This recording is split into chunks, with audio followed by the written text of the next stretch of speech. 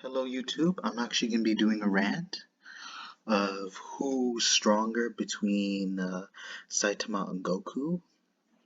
And the reason I want to do this rant video because I applaud for my viewers for giving me over 1,000 for related videos that reference One Punch Man and Dragon Ball Z in the series of Dragon Ball. And I actually want to do this. I feel like this is important. It may not be important but to all of you, but because of my content that I do, I think it's important that I describe between the two, like who's stronger, and then the weak, like the difference between the two, between Saitama and Goku. Yeah. One Punch Man with Saitama, we all know Caillou over here can like one shot his opponent, but the same thing with Goku. But the difference is like he can train in gravity.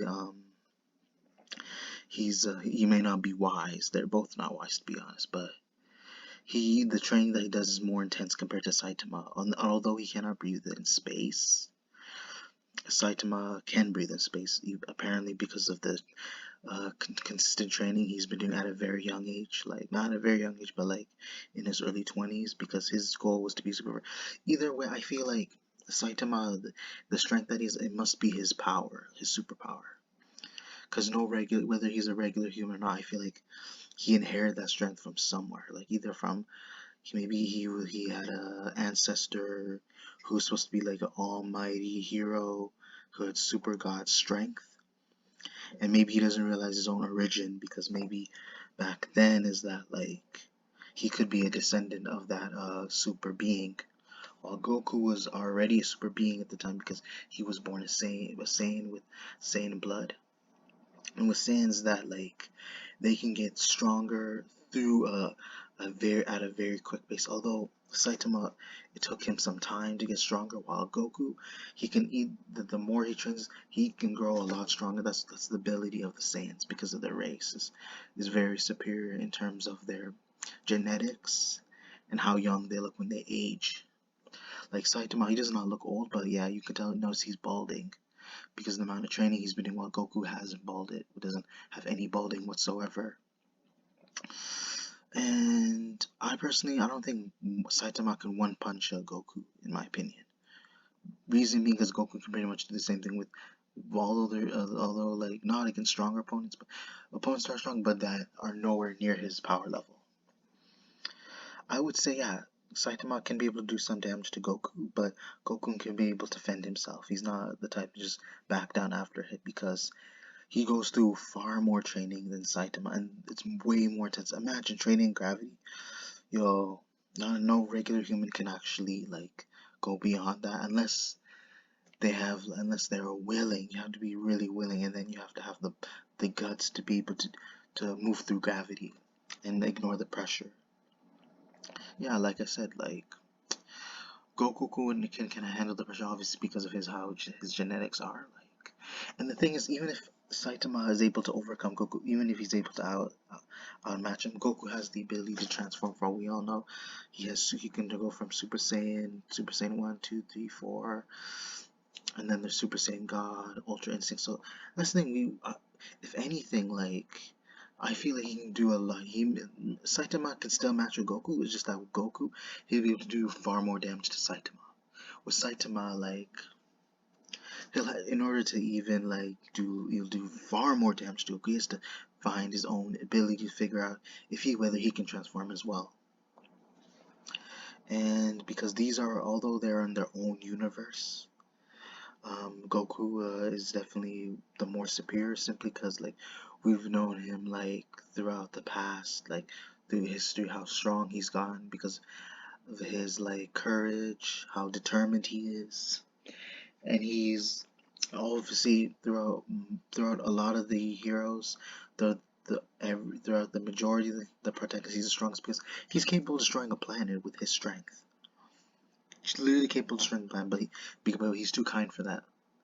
If it was Vegeta were to, on the other hand, he could choose to destroy them if he wanted to. But to be real, like Saitama, I'm not gonna destroy him. Yeah, pretty much all the fights he had was not really challenge. That's what he's looking for. He's looking for a challenge. The only person I think, we all know, the only person that gave Saitama a challenge was Lord Boros. And it's like, if you think about it, Boros would be really good in the Dragon Ball Z universe. Think about it, like. He would match the Dragon Ball universe simply because, like, he has that overall strength. He can transform. Like, he's an alien, especially throughout Dragon Ball Z. Throughout the Dragon Ball series, you tend to notice a lot of aliens that they're up against. So they're not fighting Earthlings like how it was back in Dragon Ball. So Boros would definitely be a contender for sure. But it's like, people are thinking like, oh, because Saitama one-shots. That's the same thing. Goku does the same thing, but just the opponents are not a challenge for him. That's the difference. Like, you may call it Saitama is basically it is a superhero, but they don't people, and of course in the anime they don't realize he's the best at fighting, dealing crime. And the thing is, like, just because he can one punch one doesn't make him invincible. There's a chance that, like, Goku can be one of the few. No, I wouldn't say he's one of the few, but because of the power scaling in their universe, odds are they can be able to deal damage to Saitama. Because those are like, if Saitama was to go to the Dragon Ball universe, odds are like he'll be able to find as many challenges he wants that could actually give him a good fight that could be able to equal on his footing.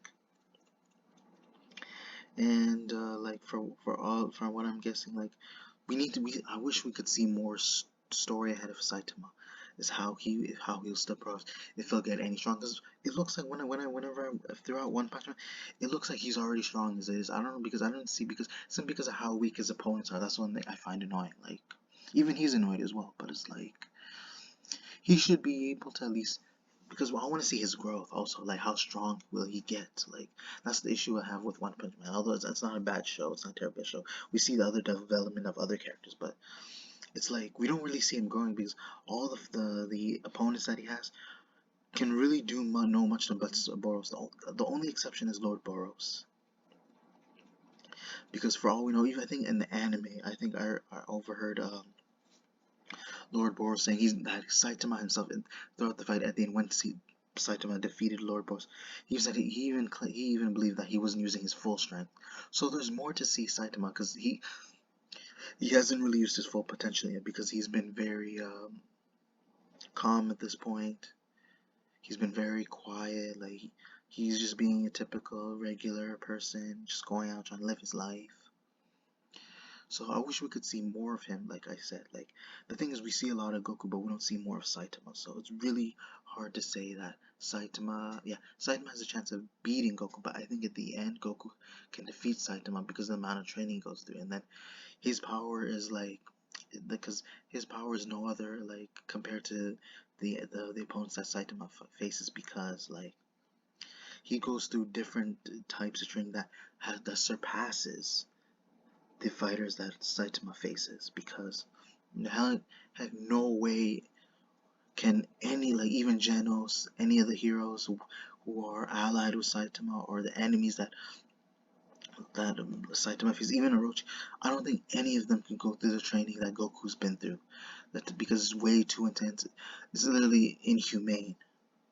And you don't have to be, and I don't mean just humans, like, for any living creature out there that is willing to put themselves at risk in order to train and become stronger. Thinking about Goku, he had to put his life at risk. That's what he did in order to become stronger than he already is.